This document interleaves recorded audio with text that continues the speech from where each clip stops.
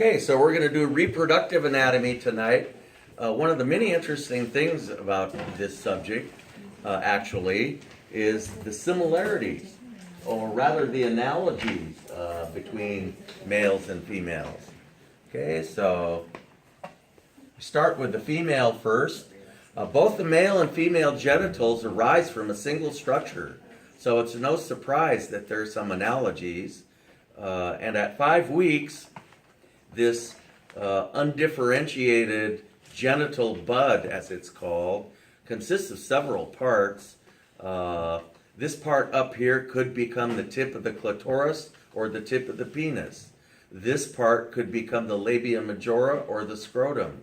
This part here could become the labia minora or the corpus spongiosum in the male. And which way all these structures go depends on hormonal support. Okay? So if the prevalent hormone is testosterone, then we go this direction. Okay? And we develop a penis and a scrotum and all that type of thing. Okay? If the major hormone is estrogen, then we go this direction where we have labia majora, labia minora, glans clitoris, and we're finally down to this structure here. Okay, so you see that we have analogous structures that are derived from the same embryonic tissue. The labia majora are derived from the same embryonic tissue as the scrotum, the glans clitoris, the same embryonic tissue as the glans penis. Okay, and there is an actual picture of this genital bud at about 5 weeks. And at about 5 weeks, it's hard to tell whether you're looking at male or female. So the hormones that are begin to be secreted at this period are of essential importance, as you can see. And so if the hormone is testosterone, we start to go that direction. And if it's estrogen, we start to go that direction. Okay, the gonad is the primary sex organ in both the male and the female. In the female, the gonad is the ovary. Gonads do two things. They secrete hormones and they secrete the gamete. In the female, and the gamete, we will come to learn, is a cell that only has half the complement of chromosomes that a regular cell has. The female gamete is the ovum or the egg. What's the male gamete? The sperm. Interestingly, the egg is the largest cell in the body and the sperm is the smallest cell in the body. So there's some interesting contrast and interesting analogies. Okay, so the female reproductive tract, and we actually have a fairly good model of this. We have the female gonad, the ovary, and the uterus. I've heard gynecologists refer to this as the baby carriage. The uterus, and really the whole reproductive tract, is suspended in a sort of a mesentery-like membrane in the pelvic cavity. We have, as usual, we have 3 different names for the tubes. They used to be called the fallopian tubes, and then the more modern term was the oviducts, and the even more modern term is uterine tubes. So take your pick. Okay. At the end here, having a very close relationship, the distal end of the tubes, we have a trumpet-like structure called the fimbriae. And the fimbriae actually, at the time of ovulation, acts like a catcher's mitt and creates a sort of a sucking motion that sucks the egg up into the tubes. Okay, we have to show some pathology. Here's a huge, all of this is an ovarian cyst. Oh, God. And these things can be the size of a football. Oops, did I pass one? No, okay. This is actually part of the tube and suspended on a ligament, and at the time of fertilization, the zygote, which is what we call the fertilized egg, spends a few days passing throughout the entire length of the tube up into the lumen of the uterus. Okay, so fertilization usually occurs right about here. Here we have the fimbriae and the ovary out here. You see there's a space in between the ovary and the fimbriae, and what's out here is the abyss. Eggs have been known to ovulate into the abdominal cavity, and but normally the fimbriae manage to suck the egg up into the tubes, and fertilization occurs in the ampulla of the oviduct. And then the zygote spends about 5 days passing down into the uterus, and we'll be talking about all this in great detail later on. Okay, this is some kind of computer-generated picture that's rather well done. Here we have the fimbriae and the ovary, and presumably ovulation is going to occur, and the fimbriae is going to suck the egg into the tube there.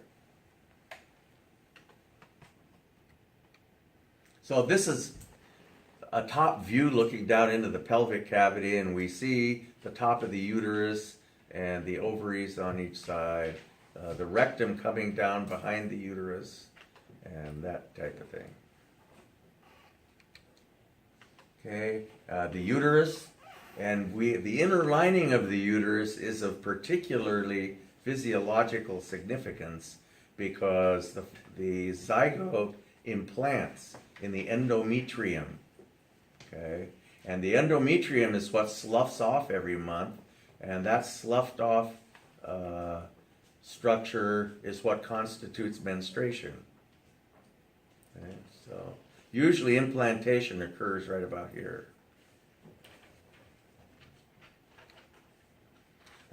There's a whole myriad of different uterine positions, although usually a young female, before having become pregnant, has a uterus that tips anteriorly over.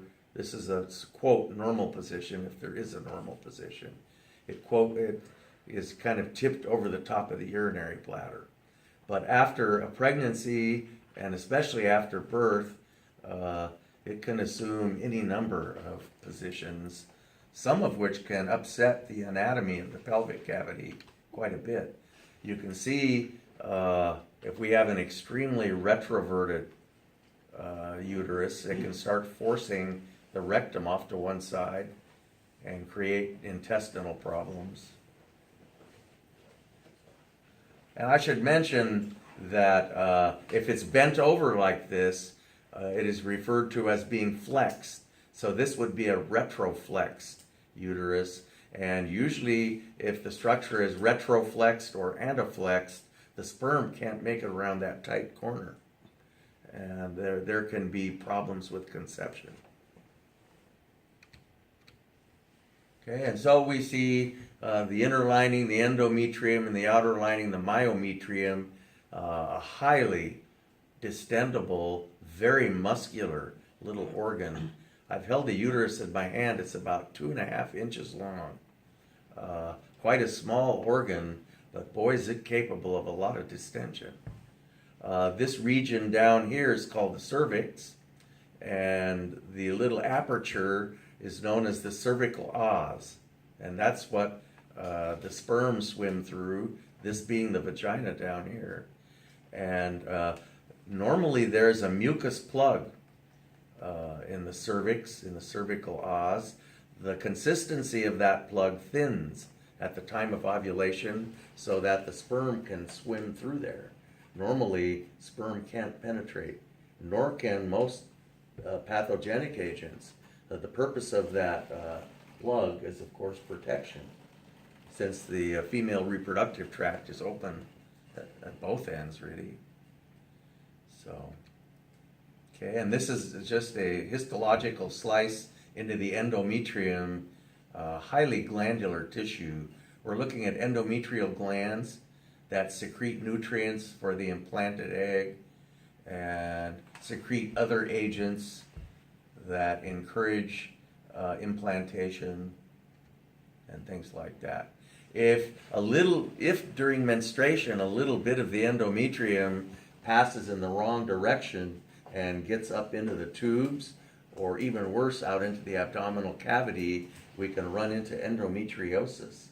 And at the beginning of every menstrual cycle, estrogen levels become quite high. And estrogen, when you think estrogen, you should think growth and development. And high estrogen levels cause everything that is female to grow and develop, including the endometrium. So if you have some endometrial tissues somewhere else, like out in the pelvic cavity, at the beginning of every menstrual cycle, it'll start to grow some more. And as it gets larger and larger, it acts like a benign tumor and can cause a great deal of pain, and surgical intervention sometimes is necessary, and that type of thing. Okay, the cervical os, talked about there. Okay, and here's an artist or some picture, computer-generated picture that's probably quite accurate of a normal cervix and a cervix during ovulation. You can see the consistency of the mucus thins. And one of the first things a gynecologist will do if a person is having trouble conceiving is to give Robitussin, because after all, Robitussin contains guaifenesin, which is a drug that causes the thinning of mucus. It's an expectorant, and sometimes, it usually doesn't work, but every now and then that'll be enough to thin the mucus enough that conception can occur. So, okay, so there's a little schematic showing the mucus plug there in the cervix. Okay, and we see the anteverted position of the uterus over the top of the urinary bladder with the vagina right there. The vagina normally is at right angles to the lumen of the uterus. Labia minora and labia majora, bilateral structures. Okay, and here we see an extremely anteverted uterus, vagina right there. Must be some pathology with the vaginal canal. So we see a cadaver picture showing the uterus tipped over the top of the urinary bladder. This is a great demonstration of how thick the walls of the urinary bladder are, because they're solid muscle. And this is the urethra, and this is the vagina. And we see labia minora and mons pubis up here. Symphysis pubis, we cut through the pubic arch right there. Okay, the lumen of the vagina is lined with non-keratinized stratified squamous epithelium or mucous membrane, which we find at most bodily orifices other than the anal canal, where it's simple columnar epithelium. Okay, and there we see what probably is cervical cancer. And this person has been given contrast. Okay.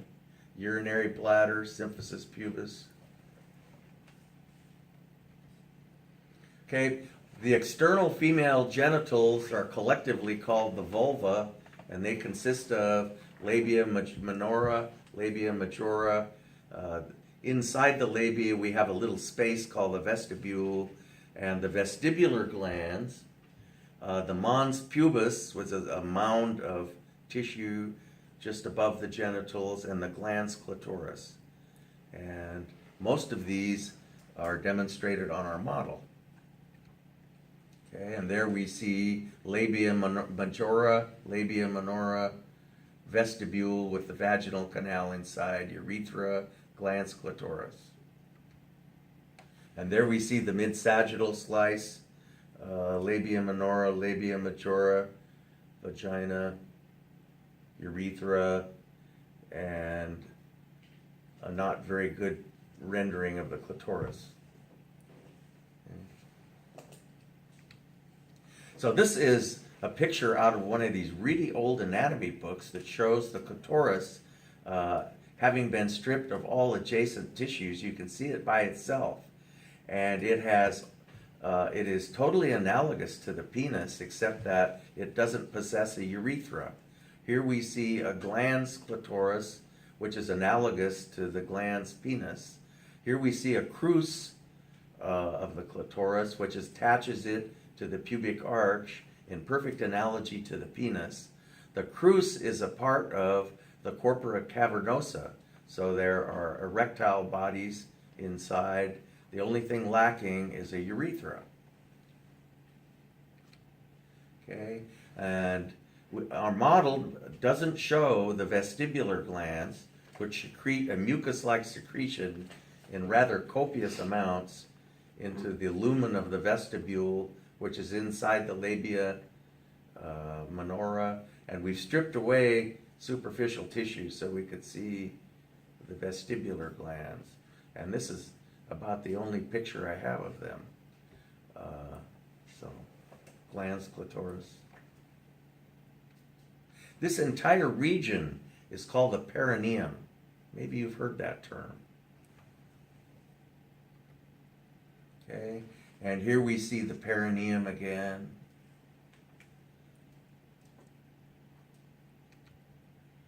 Okay, I took a 10-week class on mammography, so I know quite a bit of breast anatomy. Boy, our models are sadly lacking, that's for sure. Your typical breast consists of 15 to 20 compartments, and each compartment possesses, especially in a younger woman, possesses a rather elaborate array of glandular structures called a mammary gland. And each compartment is drained by a lactiferous duct, which empties into this muscular little reservoir called an ampulla, which then drains, connects to the nipple by a continuation of the lactiferous duct. So at the surface of the nipple, there is one lactiferous duct for every compartment. The compartments are separated by Cooper's ligaments, and these Cooper's ligaments are what support the breast and prevent it from sagging, I guess. Okay, so we have the Cooper's ligaments. The darkened area around the nipple is called the areola. And there you see another picture showing the lactiferous ducts and the ampullae.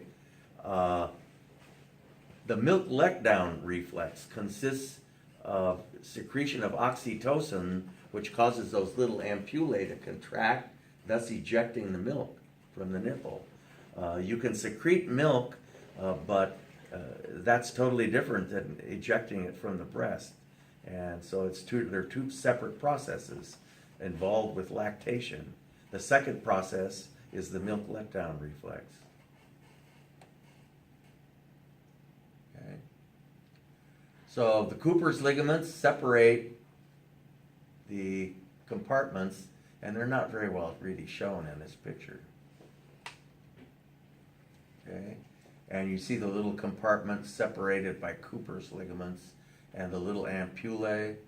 So if I were to ask any of these, I'd have to ask it off a picture, because about all that our models show is a nipple and an areola. Mammograms don't look like this.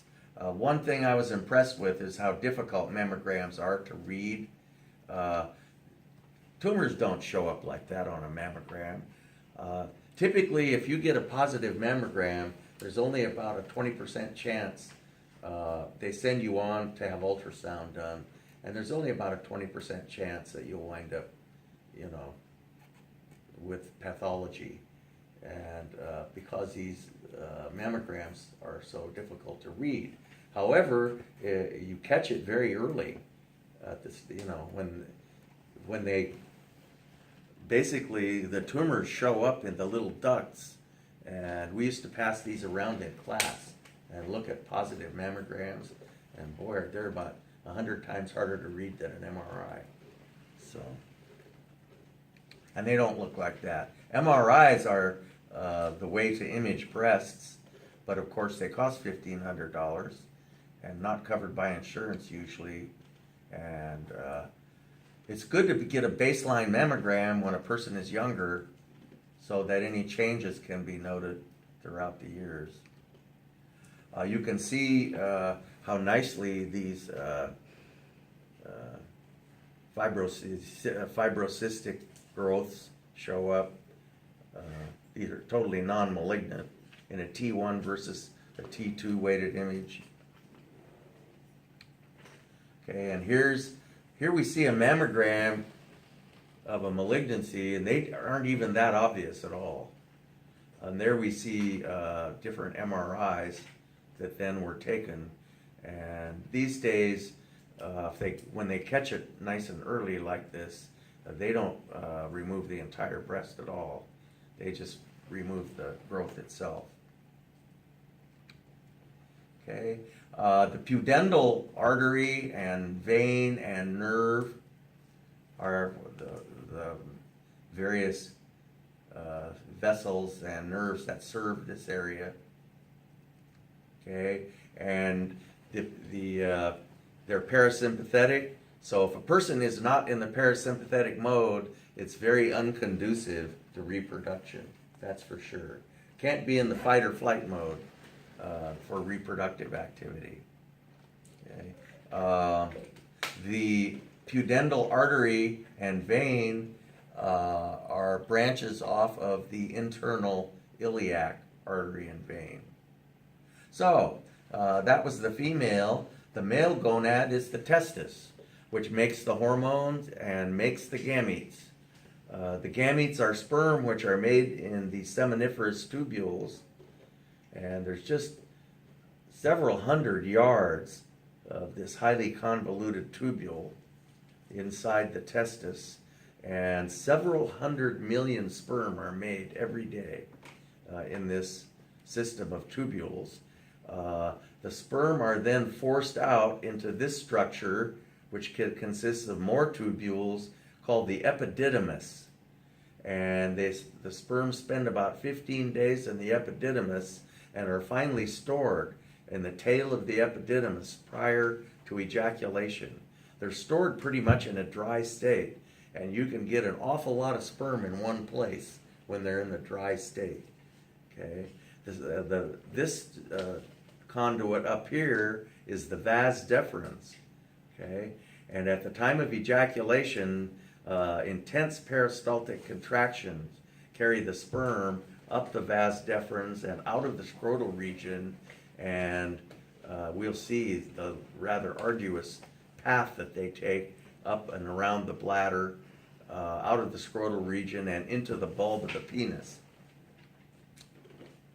Here's a great axial slice through the penis, and you can see the dorsal artery of the penis, the two intensely rigid erectile structures called the corpora cavernosa, and here we have the single corpus cavernosum, or rather corpus spongiosum, and this is where the urethra is. The corpus spongiosum is only mildly erectile. Okay, here we see a spermatic cord, which contains a whole bunch of stuff in it, and we see a testis down at the end of the spermatic cord in the scrotal region. Okay, but this is gives you a nice picture of the layout of the corpora cavernosa. Corpus is Latin for body, corpus is singular, and corpora is plural. Okay, so here we have two corpora cavernosa that become intensely rigid, and here we have one mildly erectile, corpus spongiosum, and it becomes just a little bit rigid, which holds the urethra open at the time of ejaculation.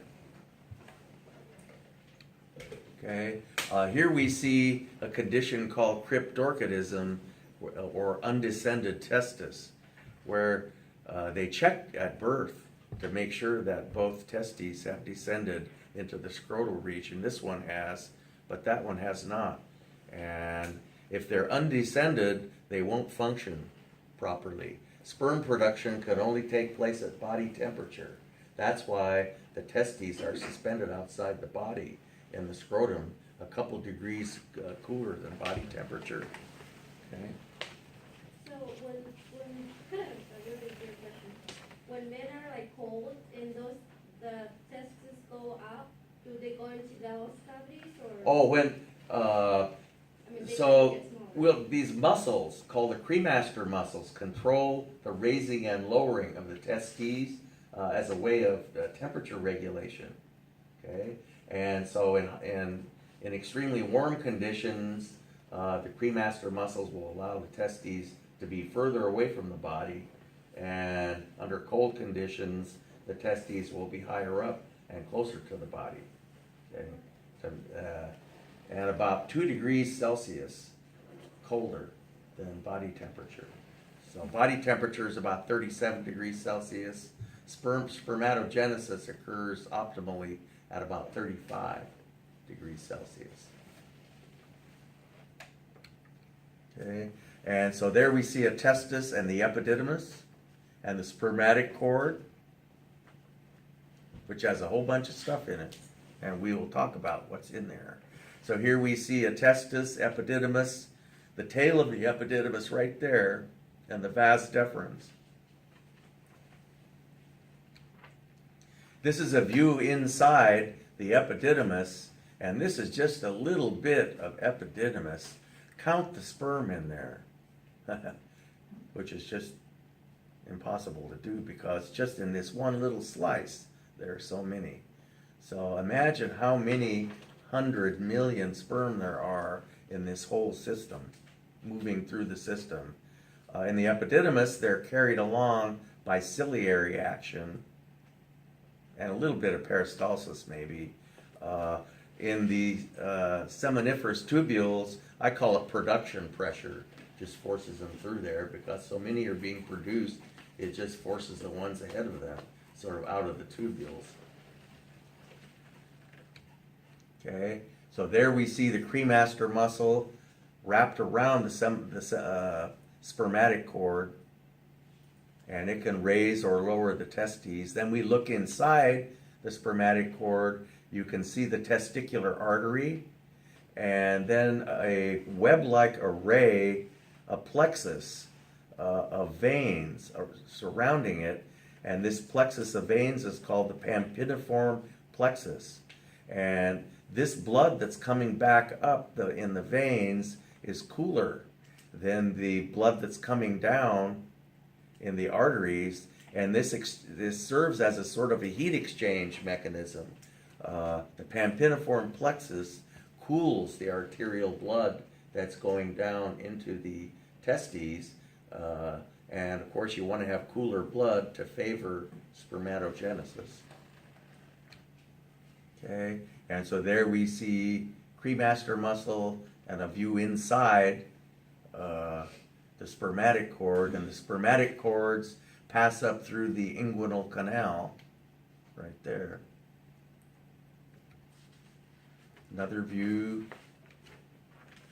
Here we see an axial MRI, and you can see how large the spermatic cords are right there. There's rectum, greater trochanter. Okay. Here we see an undescended testis, sometimes also called intracanalicular testis. Okay, the pampiniform plexus, not a very good picture. So we see the seminiferous tubules, the epididymis, and the vas deferens. So here's a really good picture showing the posterior aspect of the bladder, urinary bladder. And just in front of that, out of sight, would be the symphysis pubis. We see the vas deferens coming around the back side of the bladder and laying over the top of the ureterocystic junction. The very end of the distal end of the vas deferens sort of widens out, and that's called the ampulla of the vas deferens. right here bilaterally are the seminal vesicles, which contribute the first fluid to what will become semen. It's pretty much dry sperm coming around, being forced up through by a peristalsis. Then the first significant liquid is added by the seminiferous tubules, but most of the liquid is added by the prostate gland. The vas deferens then passes into the prostate bilaterally, and those conduits inside the prostate are called the ejaculatory ducts, and the two ejaculatory ducts join the prostatic urethra at about that spot right there. And so you have a purely parasympathetic reflex arc. The first phase of ejaculation, the semen is deposited in the bulb of the penis there, which is the first part of the corpus spongiosum, which we see right there. Here we see the crus of the penis, which is the proximal end of the corpora cavernosa. So the semen is deposited right here, and there's a muscle that wraps around the bulb of the penis. And the second phase of ejaculation is a sympathetic. It's the only sympathetic activity in reproduction. And when that muscle contracts, it acts like a bulb on an eyedropper, and it ejects the semen from the body. That's why we call this the bulb of the penis. Okay, so here's a great picture, a netter picture showing the posterior bladder, the seminal vesicle looping over the uterocystic junction, ampulla of the vas deferens. Excuse me, this is the vas deferens, seminal vesicle, prostate. These are the bulbourethral glands, which are analogous to the vestibular gland in the female and secrete a similar secretion upon arousal, which lubricates the lumen of the urethra. Okay, and seminal vesicles. You can see the vas deferens is mostly muscle. This intensely muscular tube with just a tiny little lumen that the sperm pass through. And waves of peristaltic contraction sweep the sperm up through this vas deferens, out of the scrotal region, around the backside of the bladder, and into the ejaculatory ducts. So a rather long trip is made at the time of ejaculation, clear around and back down in there and out the distal end. Okay, a vasectomy consists of removing